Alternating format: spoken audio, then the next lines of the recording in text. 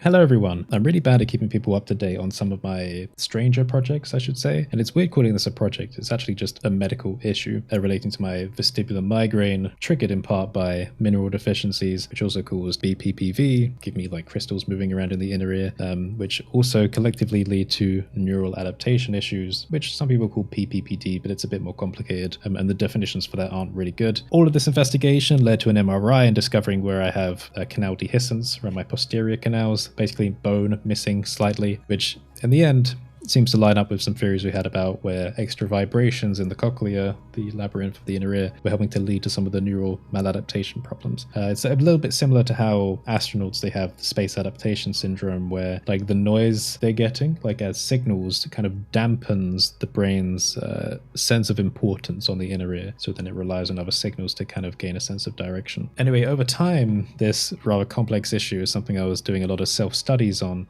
lots of dietary testing to see whether it kind of affects sensitivity to some of the adaptation issues, or whether it increases or decreases the frequency of the BPPV, which I've become exceedingly good at detecting through a variety of positional maneuvers, and even just like slight tests as well, like little jerk things in certain directions, and then kind of identifying what changes. I've become very good at it, identifying what's a mechanical signal feeling. So like when a crystal is moving, what does that feel like compared to a neural adaptation problem, where, for example, if someone moves my chair while I'm not expecting them to, what does that feel like? These are different types of mismatches where two types of signals are in conflict with each other. And it's the kind of thing that people usually feel with like car sickness, but it's different because the signal sources are different for maladaptation. For example, it's like body position and visual signals not matching expectation. It's a lot of contextual stuff and learning how to kind of rehabilitate from the massive issues end of last year, beginning of this year, has taught me a lot. So I'm going to just read a couple of messages that I sent to people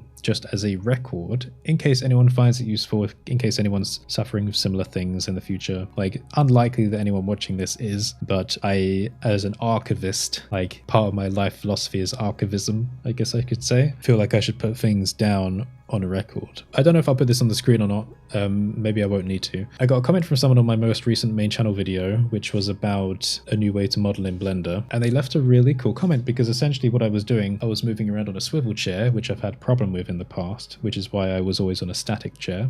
Again, neural expectation about movement, feeling like you're moving around. And I was flinging this around. It's a marble paperweight. And someone was very clever. They left a comment saying, "Hey, how is your condition going, man? I see you moving your chair around and playing with shapes. I was wondering if that would affect it. Cheers." I didn't expect anyone would consider that. I've tried to explain my issue, like in the previous videos, what happened to me, and even the brain scan related ones. I don't think anyone would actually be, I don't say I don't think anyone would be smart enough to think about that. I don't think anyone would have been concerned enough to consider me moving around would have made a problem. But they were right. There was a whole thing about getting used to the swivel chair again. So I'm going to read to you my response to them because it contains some information. I said, "Oh wow, I'm excited that it crossed your mind because I wouldn't have thought that anyone would remember or care. Yes, getting used to a swivel chair again has been weird. I've learned so much about neural adaptivity over the last few months. One thing I didn't expect was that neural expectation for balance is much more context sensitive than I thought, meaning that you might experience different symptoms simply based on where you are, what you're looking at, even if the exact same motions are affecting your body. Control is also super important. If someone wobbles my chair,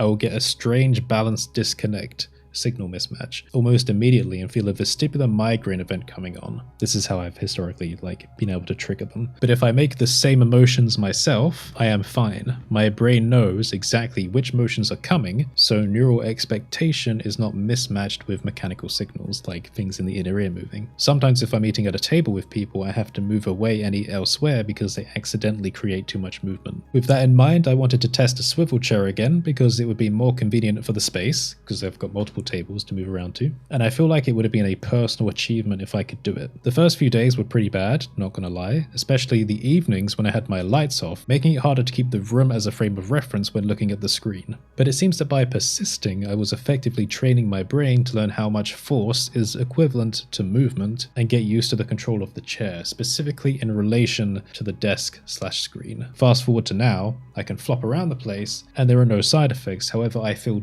differently when looking at other tables. That's the weird thing about this contextual brain training. I feel fine moving around at my main desk on a swivel chair, but I feel stranger at other desks. because I'm not used to the visual layout of that. So I can only stay at those for so long. There's still a lot of work to do with this like vestibular retraining. I don't think it's possible for me to ever feel perfect. In this rental, there's a part of the kitchen with an angled corner against a diagonal wall, and when I approach it sometimes, or when I stand at it, I get weird balance signals and have to back off, because my brain's expecting like a flat wall, but then like in the periphery you can kind of see things coming in at a corner, and I feel like, whoa, okay, like this is not meeting expectation. So that starts making me feel weird. My nan has nice bar stools in her apartment, but they curve down a bit at the front, so when I sit on them, my brain sometimes feels like the world is tilting, and I can kind of force that to stop by looking around a bit, but again, that's the same kind of thing. It's relying too much on my body feeling to get a sense of balance rather than the inner ear. You'd think I wouldn't be able to sit anywhere, but cars, trains, and planes are fine, perfectly fine when they're moving around. It's an entirely contextual tolerance of what your brain expects to feel in that type of environment versus what it's actually experiencing. I still get motion sick in vehicles, but that's a very different feeling to my regular strange signals. I've also made some good strides in finding dietary things which make me more sensitive to the sensations. Some are pretty obvious. For example, alcohol is the worst. It affects the interpretation of the vestibular nerve, so it throws expectations way off base. Also, you're constantly trying to adapt to what you're experiencing, so I find that if I have alcohol for like a set number of days, for the following days of not being on it, I will feel weird because the signal was different while on the alcohol. So we have to relearn which signals are normal from the vestibular nerve, if that makes sense. So it takes time to get rid of these like residual feelings. It's not because there's alcohol still in the bloodstream, it's because the interpretation of the nerve has changed during that period. Caffeine is also inconvenient, but not as bad for that. However, after testing, caffeine spikes did trigger new BPPV episodes. They were all anterior canal episodes, weirdly. Not knowing why that happens has kept me testing new things. I can confirm the anterior episodes with deep head hanging maneuvers, which are quite uncomfortable, but it's weird how consistent they are. Additionally, my resistance to vestibular migraines was good before moving to this new rental accommodation after coming off lansoprazole. My theory was that I was absorbing more minerals after coming off the PPI. However, after one of the new anterior episodes, I had an awful vestibular migraine event where I felt like I had lost the resistance to those migraines again. Now that didn't make sense because I was still off lansoprazole. Why did it work before but not now? But that was until I had considered that here at this rental I had been like much more active, like 500% more active, out in the sun, walking around, going up and down hills to upload videos, walking the dog, like just sweating a lot. And when I considered mineral deficiencies, you know, combining the caffeine with the activity, you're effectively losing a ton of minerals. So with that in mind, I've been testing electrolyte supplementation, first in isolation and now in parallel to caffeine, to see if replacing them makes a difference. It's still too early to tell, but I'm quite hopeful because I do generally feel better. So that's a record of that interaction on video. I will now read one more interaction with someone who has recently been suffering with vestibular migraines and was asking for advice on how to deal with them. I will keep their identity anonymous just in case, because I haven't asked them about whether I should share this or not, but again, for the sake of being an archivist, I think this context is important. This person said, "Hey man, hope you don't mind me asking, but do you have any methods or tips with dealing with or treating vestibular migraines when they happen? I just had the third one in my life last night, and usually they were just spontaneous, hardcore head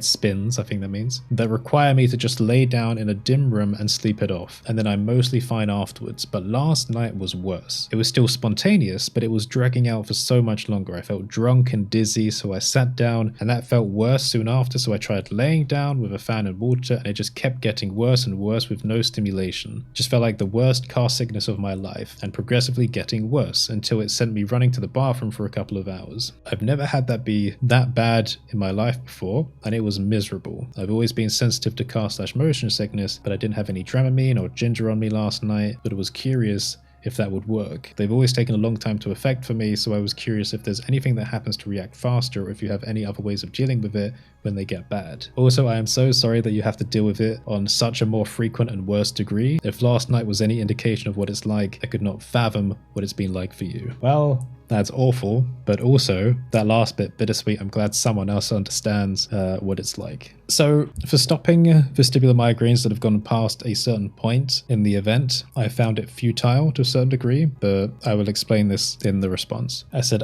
sorry to hear about the migraine. They are horrible experiences. This won't be all appropriate to you, but I will give you more info. The way I see migraine events are as thresholds. You can prevent one from happening as long as the event doesn't cross a threshold, after which there isn't much you can do to stop it. However, this seem to be different causes of migraines. Some theories rely on dilated blood vessels, others point to changes in serotonin uptake, mine are caused by a neural signal mismatch, which I am sure of due to all of my testing. This can come in two forms for me. One is a strong mechanical signal, like a crystal in the inner ear suddenly falling, moving through the canal, throwing the signal way off expectation, which is why BPPV gave me vestibular migraines. Another is a strong body signal, resting one foot on the other and applying pressure, for example, giving my brain the signal that the floor has moved even though my vision is the same. I consider these neural maladaptation problems. Some people call it neural circuit dizziness. So those are neural as opposed to mechanical. The most effective form of treatment for me is prevention. Mineral deficiencies caused by an excessive use of a PPI, lansoprazole, seemed to not only give me chronic BPPV but also significantly lowered my threshold for migraine. My suspicion is that the brain struggles to regulate signals without sufficient minerals. Coming off the PPI gave me interesting experiences where when migraines would start, I could feel them retreating instead of progressing. This worked for quite a while, but after moving to the new area here, in this rental accommodation, my tolerance reduced for migraine. And the last time I had a physical signal event, where a crystal moved in the inner ear, so that was anterior canal episodes triggered by a caffeine spike. And again, I confirmed that the migraine happened after I performed deep head hanging maneuvers, so I kind of jogged the crystal to move manually.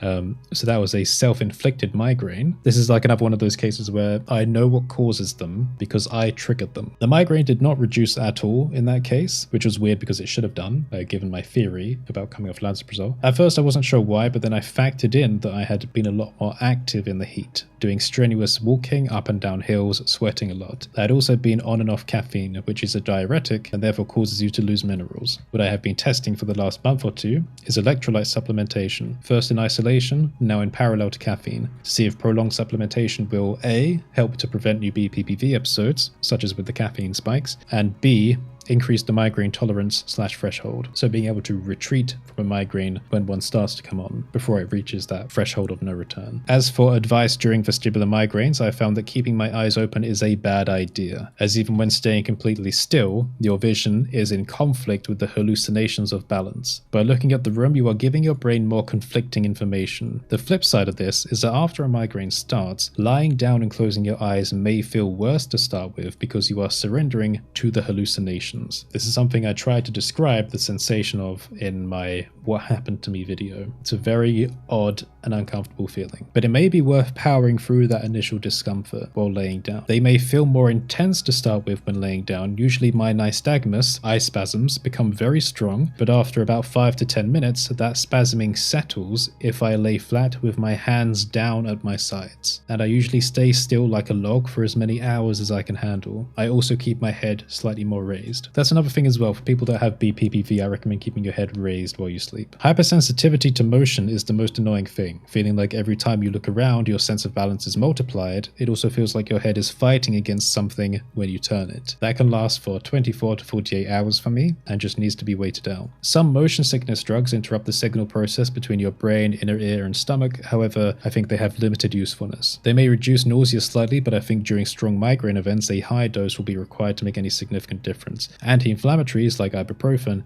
do nothing for me and may serve to make the problem worse by irritating the stomach lining, aggravating the nausea. And also in terms of neural maladaptation, when you take drugs which interrupt the signal process, it affects how your expectation for balance signal changes as well, because the signals it's getting from the nerve are wrong. But another thing I found is that issue is kind of masked by the fact that your brain is still trying to learn from the hallucination signals you're getting from a migraine. So even just the act of having a migraine messes with your maladaptation. So a lot of people tend to have residual dizziness after the fact. So taking drugs which interrupt the signal process, I don't think is that bad of a problem during the event because, well, you're messed up anyway. I have not been allowed to try regular anti-migraine medication like beta blockers, as I never got to a point with doctors where it was recommended, but I would have liked to have tried it to see if it makes any difference during events. So that's a record of my conversations with a couple of people recently relating to my vestibular issues, my neural adaptation problems, my canal dehiscence, my BPPV. So yes, that is another log